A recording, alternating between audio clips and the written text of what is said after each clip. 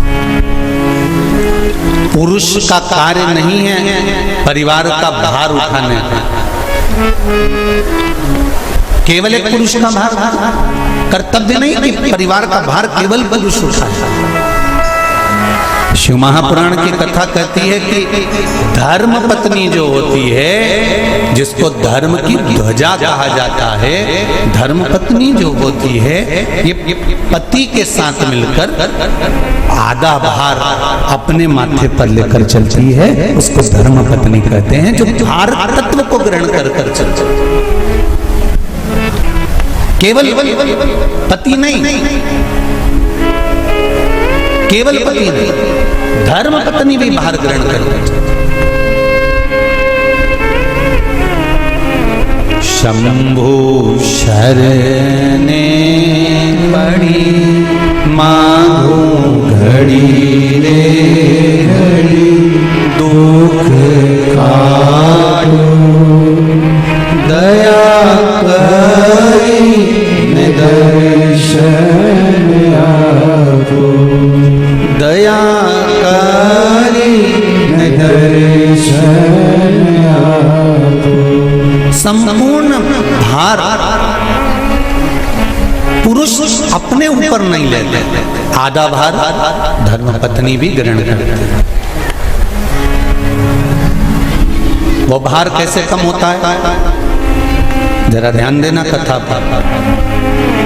पति दुकान पर जाकर, नौकरी पर जाकर, व्यापार करने पर जो कमा कर लाता है उसका भार, जो कमा कर लाया उसके माध्यम से धन से घर का थोड़ा भार कम हो जाता है। ये तो हुई कमाई से।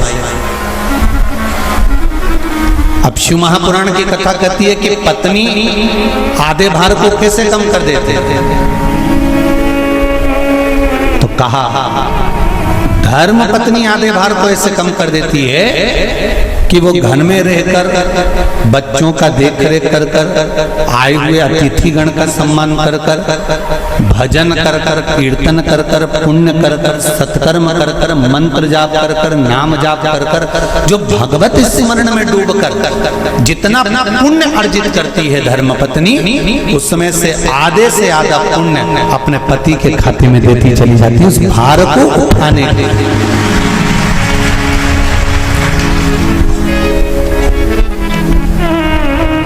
उस भार को उठाने में आधे से आधा भार धर्मपत्नी अपने व्रत, अनुष्ठान, मंत्र, साधना, तप, उपवास आदि के माध्यम से काटती।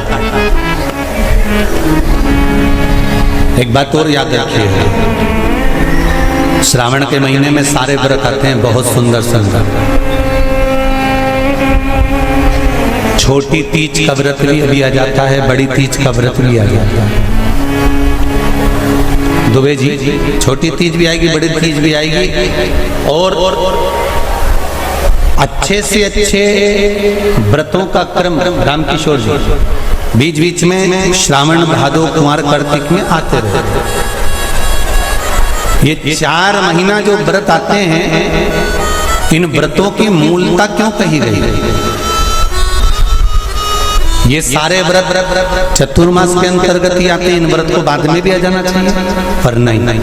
मूल जो व्रत हैं, पूजन है, अनुष्ठान है, देवी देवताओं के जो पूजन के भाव बताए, वही चतुर्मास में बताए। इसका कारण क्या है? क्यों चतुर्मास के व्रत की महत्वता होती है? तो कहा इस चातुर्मास के अंतर्गत स्त्री, नारी जो व्रत धारण करती है, हाथों में चूड़ा पहनना, पाँव में पायल पहनना, महावुर लगाना, मेहंदी लगाना, ये जितने छोटी तीज, बड़ी तीज और अन्य तीजों आएंगी, त्यौहार आएंगे चतुर्मास में, माताएं हरतालिका तीज हुई, छोटी तीज, बड़ी तीज हुई, भादों के कोई व्रत हुए, अनुष्ठान हुए, छठ हुई, पूजन, जो भी माताएं पूजन करेंगी उसके अनुसार वो हाथों में, शरीर पर 16 श्रृंगार धारण करती हैं, बहुत सारे श्रृंगार धारण करती हैं, और श्रृंगार धारण करने के साथ साथ माताएं अखंड सौभाग्य की वस्तुएं भी इन 30 त्योहार पर दान करती हैं।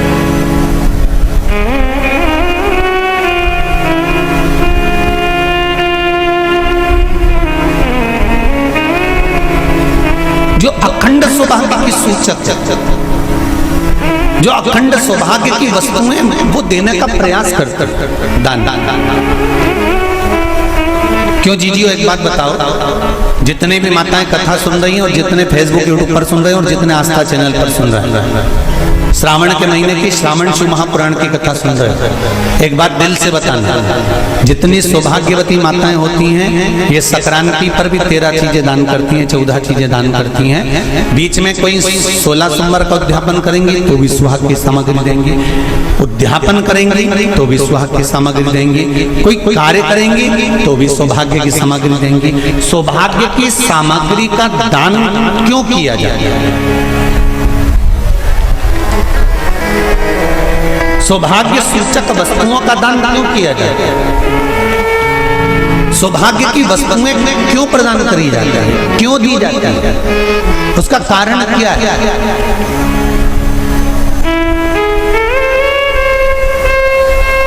क्यों देते हैं महाराज? भारत की भूमि की सौभाग्यवती माताओं का एक मन की अभिलाषा रहती है, भारत की भूमि की माताओं की एक अभिलाषा रहती है कि जब उसके प्राण छूटे तो अखंड सौभाग्य धारण करके पति के कंधे पर और पुत्र के कंधे पर शमशान पर।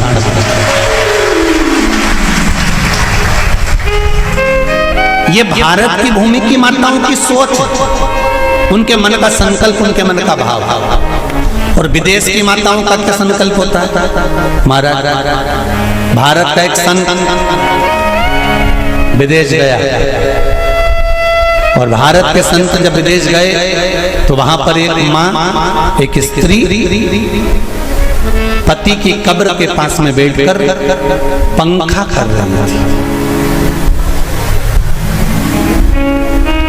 भारत के संत को बड़ा दुख हुआ, देखो हमारे यहाँ की माताएं तो पति के साथ सती हो जाती हैं, हमारे भारत की भूमि की माताएं तो पति के साथ सती हो जाती हैं, पर ये तो विदेश की माताएं तो भारत की माता से भी बढ़कर है कि पति मर गया, कब्र के अंदर है तो भी पंखा कर रही हैं। ये तो इनसे भी बड़ी है, भारत की माता से भी बड़ी ये विदेश की माता।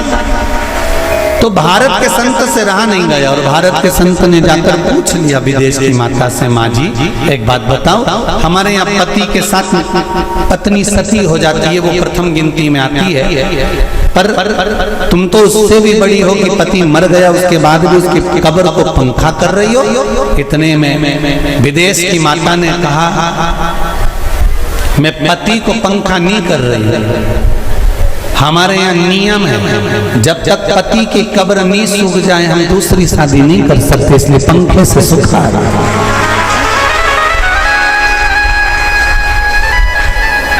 इसलिए पंखे से सुखा रही है। मेरे भारत की माताओं में और विदेश की माताओं में अंतर है साहब। मेरे भारत की माताएं अखंड सौभाग्य की वस्तुएं धारण कर अपने आप को गौरवान्वितता महसूस करती हैं और विदेश की माताएं ये सब वस्तुएं उतार कर गौरवान्वितता महसूस करती हैं।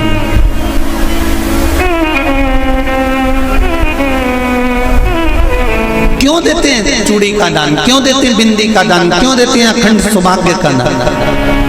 किस महाराज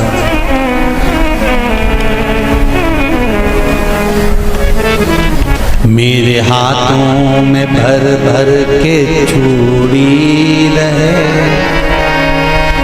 मेरे हाथों में भर भर के चूड़ी और मैया कोई कामना मेरे मस्तक पे चमकती चूनर रहे, मेरे मस्तक पे चमकती चूनर और मैया कोई काम नहीं।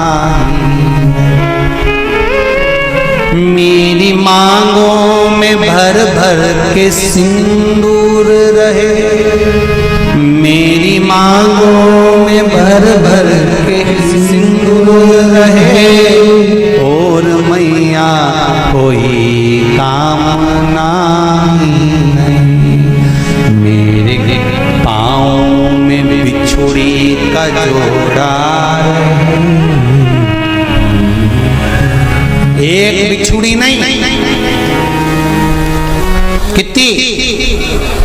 2 3 4 5 एक एक पाँव में जोड़े से बिछुड़ी होना चाहिए, केवल एक नहीं, सिंगल नहीं। वो तो आजकल का फैशन हो गया महाराज, जो केवल एक बिछुड़ी धारण कर लो उसी में फैशन दिखे। श्रावण की शिव महापुराण की कथा कहती है, जब बेटी को विदा करा जाता है और पहली बार बेटी के पांव में जब बिछुड़ी डाली जाती है तो वो बिछुड़ी भी अलग अलग नहीं होती, उस बिछुड़ी के जोड़ को चेन से एक दूसरे से बंधा हुआ होता। बोलो सही है कि गलत है?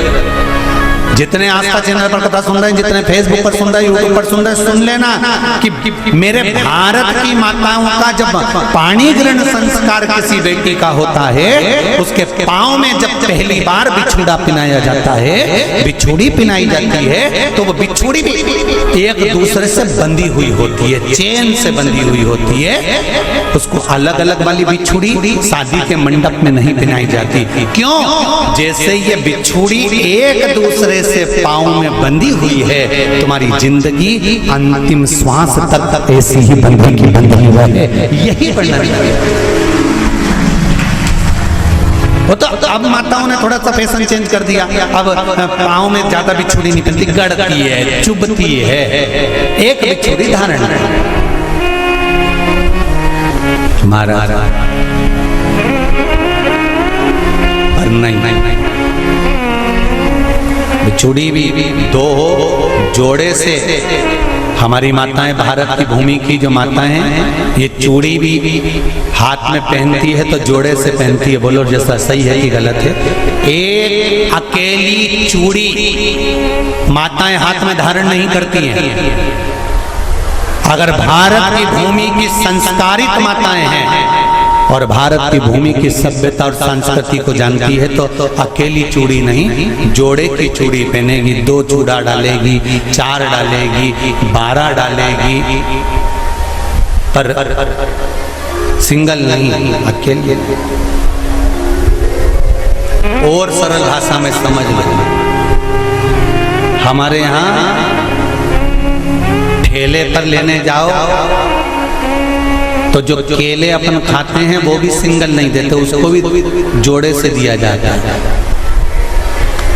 2 दूं की, 12 दूं की, आधी दर्जन दूं की 1 दर्जन। अब अंदाजा लगाइए,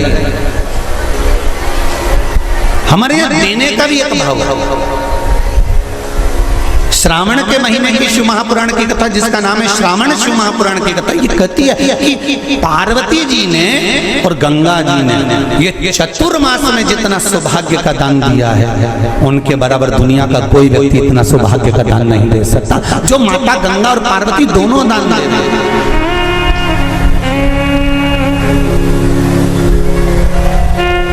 प्रतिदिन दे रहे हैं। और अब तो फैशन आ गया, तुम लोगों जो सौभाग्य का दान देते हो प्लास्टिक की डलिया में देते हो। पर एक एक पुराण को उठा कर देख लेना, एक एक उद्यापन को उठा कर देख लेना। जितनी तुम कथा तुम्हारे घर में छोटी छोटी कथाओं की पोथियां पड़ी हो, उनको उठा कर देख लेना। उसमें नहीं लिखा कि प्लास्टिक की डलिया में सौभाग्य की वस्तु का दान दिया जाता है। उसमें लिखा है बांस की पिटारी में, बांस की डलिया में सौभाग्य की वस्तुओं का दान दिया गया। क्यों?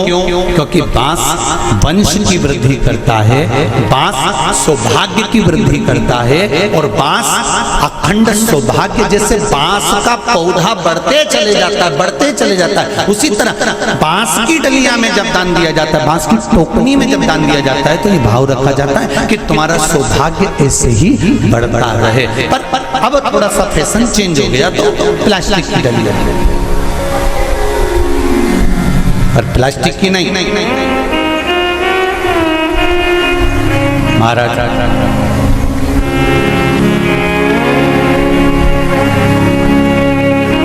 शिव तत्व की ओर चल शंभु शरणे पड़ी मांगू घड़ी रे घड़ी दुख काटो दया करी दर्शन तो गंगा मैया और पार्वती मैया चतुर्मास के अंतर्गत जो त्योहार पड़ता है, चतुर्मास के अंतर्गत जो व्रत पड़ते हैं, ये किसी दूसरे के नहीं है। तीज का व्रत माता पार्वती का, छठ का व्रत माता पार्वती का, चतुर्थी का व्रत माता पार्वती का, ये सारे व्रतों की शुरुआत गंगा और पार्वती ने अपने बल से। बोलो हर हर महादेव। ये अपने बल से बनाना, अपने बल से।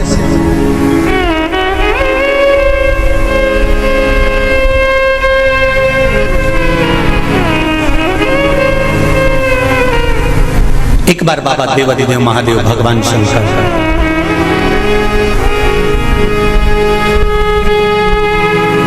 भोलेनाथ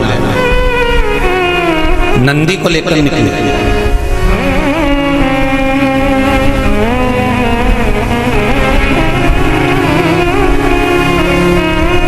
और नंदी को लेकर जब भोलेनाथ जी चले,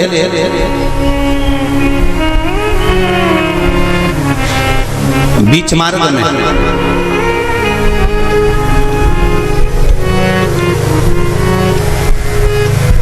जिस चंचुला देवी का पति बिंदुक के प्राण छूटे थे, और जो चंचुला देवी माता पार्वती की सेवा में लगी हुई थी, वो चंचुला देवी का दर्शन भगवान शंकर को, और शंकर भगवान का दर्शन चंचुला देवी को। अब देखिएगा जरा कथा पर विशेष ध्यान रखना। श्रावण महीने की शिव महापुराण की कथा कह रही है कि नारी का अखंड सौभाग्य कैसे रह सकता है।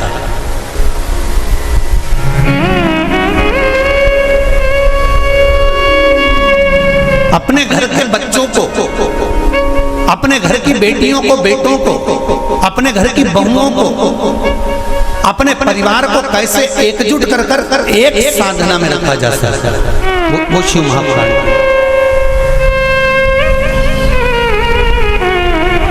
महाराज बीच में चंचुला देवी दिखी, नंदी पर बैठे बाबा भोलेनाथ चल चल चल, और आराम से देवाधिदेव महादेव जा रहे थे।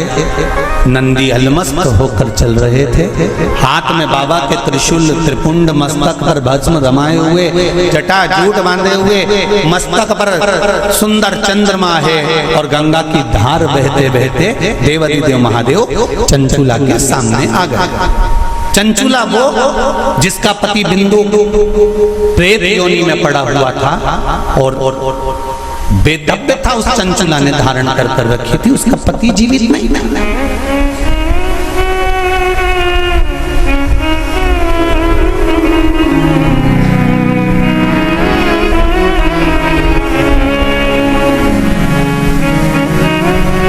हाथ जोड़े चंचुला देवी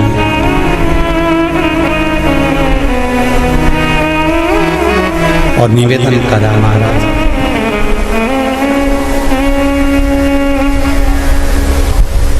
हे भोलेनाथ, हे त्रिकालदर्श,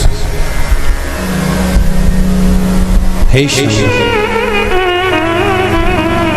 अरे वो काशी रेवण वाले की,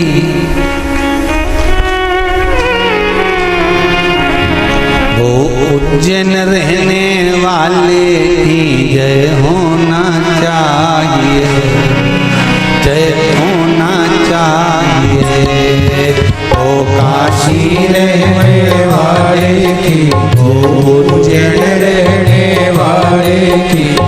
होना चाहिए, जय होना चाहिए। घर घर में भोले बाबा की, घर घर में शंभो बाबा की जय होना चाहिए, जय होना चाहिए। घर घर में भोले बाबा की जय, शंभो बाबा की जय होना चाहिए, भाव से जय होना चाहिए। घर घर में भोले बाबा की, घर घर में शंभो बाबा की जय होना चाहिए, जय होना चाहिए। घर घर में भोले बाबा की, घर घर में शंभो बाबा की जय होना चाहिए, जय होना चाहिए। बड़े आनंद में दोनों हाथों से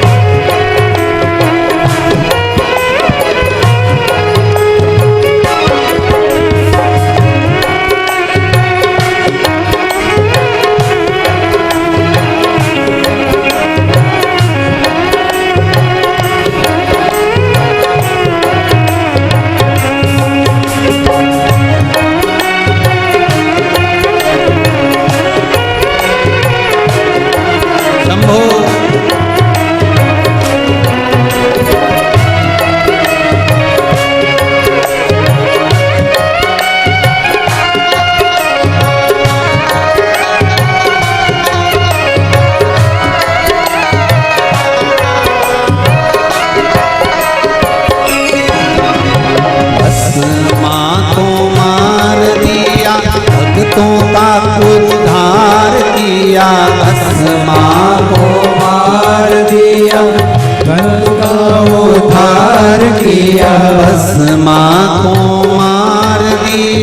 भक्तों का उद्धार किया। भस्मा को मार दिया, भक्तों का उद्धार किया। वो भस्मा मारण वाले की, वो भस्मा मारण वाले की, वो भस्मा मारण वाले की, वो भस्मा मारण वाले की जय होना चाहिए, जय होना चाहिए। वो भस्मा मारण वाले की जय होना चाहिए, जय होना चाहिए। घर घर में भोले बाबा की, घर घर में शंभो बाबा की जय होना चाहिए, जय होना चाहिए। घर घर में भोले बाबा की, घर घर में शंभो बाबा की जय होना चाहिए, जय होना चाहिए। शंभो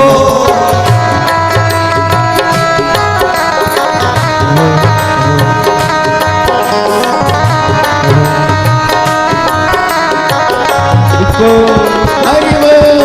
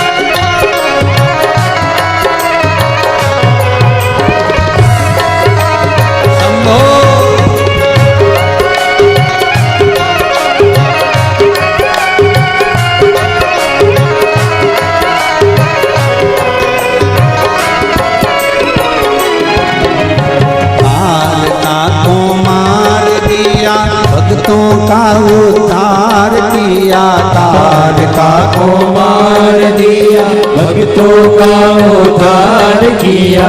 तारका को मार दिया, भक्तों का उद्धार किया। तारका को मार दिया, भक्तों का उद्धार किया। तारका मारन वाले की, वो तारका मारन वाले की, वो तारका मारन वाले की, वो तारका मारन वाले की जय होना चाहिए, जय होना चाहिए, जय होना चाहिए, जय होना चाहिए, जय होना चाहिए, जय होना चाहिए, जय होना चाहिए, जय होना चाहिए।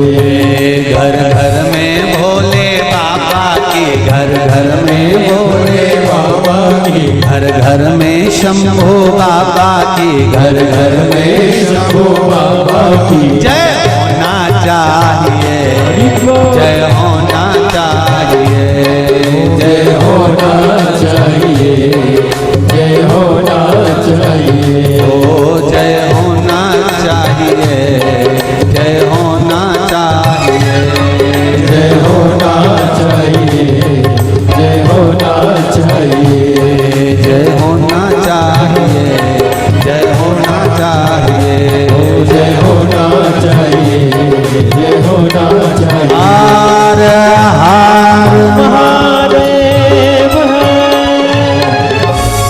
भगवान शिव का जय हो महाराज, उसकी कृपा बिना संसार में कोई कार्य नहीं।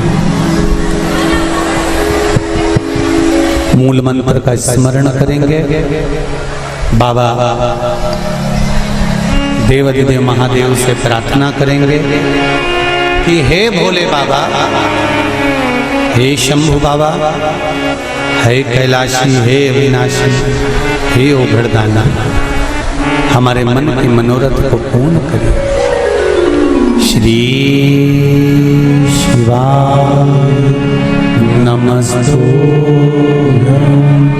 श्री शिवाय नमस्तुभ्यं, श्री शिवाय नमस्तुभ्यं, श्री शिवाय नमस्तुभ्यं, श्री शिवाय नमस्तुभ्यं। शिव महापुराण का ये मूल मंत्र है। शंकर भगवान की पुराण तुम्हारे सम्मुख में है, भले आस्था चैनल पर कथा सुन रहे हो, फेसबुक यूट्यूब पर सुन रहे हो, चाहे एक वरेश्वर बाबा की पावन धरा पर ऑनलाइन शिव महापुराण की कथा को श्रवण कर, जहां बैठकर सुन रहे हो वह दिल से बाबा से अपने मन की बात इस मंत्र को बोलने के बाद अवश्य कह लेना चाहिए, उससे विनती अवश्य करना चाहिए। तेरा ही दिया मैंने खाया पिया, तेरा शुक्रिया है, तेरा शुक्रिया है। दिल से कहो, हम तेरे भरोसे पर कथा सुन रहे हैं, हम तेरे सहारे सुन रहे हैं और तुझे साधना है। और ये साधता भी वही है, कोई दूसरा नहीं साध सकता। महाराज तलवार के घाव को सुई पर निकाल देता है तो मेरा शंकर ही हो सकता है, इसके सिवाय कोई दूसरा नहीं हो सकता। तलवार के घाव को अगर सुई पर निकाल रहा है तो वो शिव है। जो हादसा हुआ पूर्णिमा पर, वो अगर दिन में होता तो ये तलवार का घाव जैसा नहीं होता, पर निकाल दिया सुई के घाव पर, सुई पर। ये शिव है, कोई दूसरा नहीं। ये शंकर है, कोई दूसरा नहीं। वो कुबेरेश्वर महादेव है, साधारण नहीं हो सकता। भक्ति अविरल हो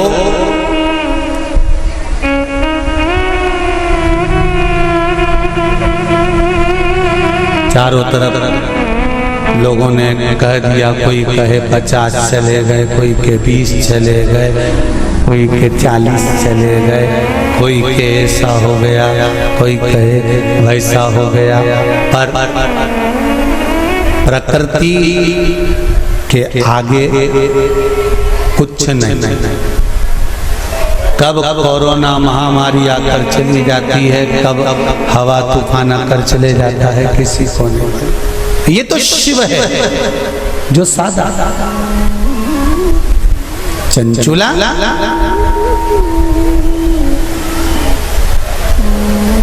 आपने मेरा मार्ग क्यों रोक दिया? भगवान देवाधिदेव महादेव ने पूछा।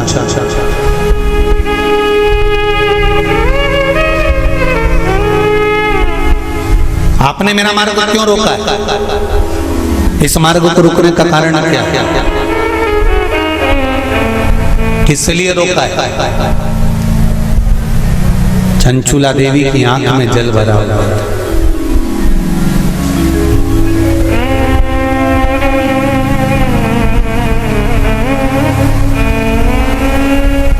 मैं बेधब्य हो गई हूं। चंचुला देवी कहती हैं, मेरे पति के धाम को मुझे वापस जाना है। जिस लोक में मेरा पति रहता है मुझे उस लोक में जाना है। शंकर भगवान ने एक बात बड़ी सुंदर कही चंचुला देवी को, आपको मालूम है? चंचुला,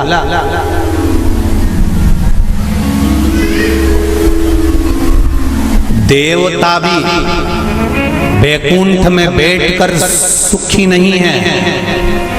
देवता कहते हैं कि मेरे भोले के पास कैलाश धाम पर मुझे जाना है और मेरे शंकर के पास मुझे रहना है।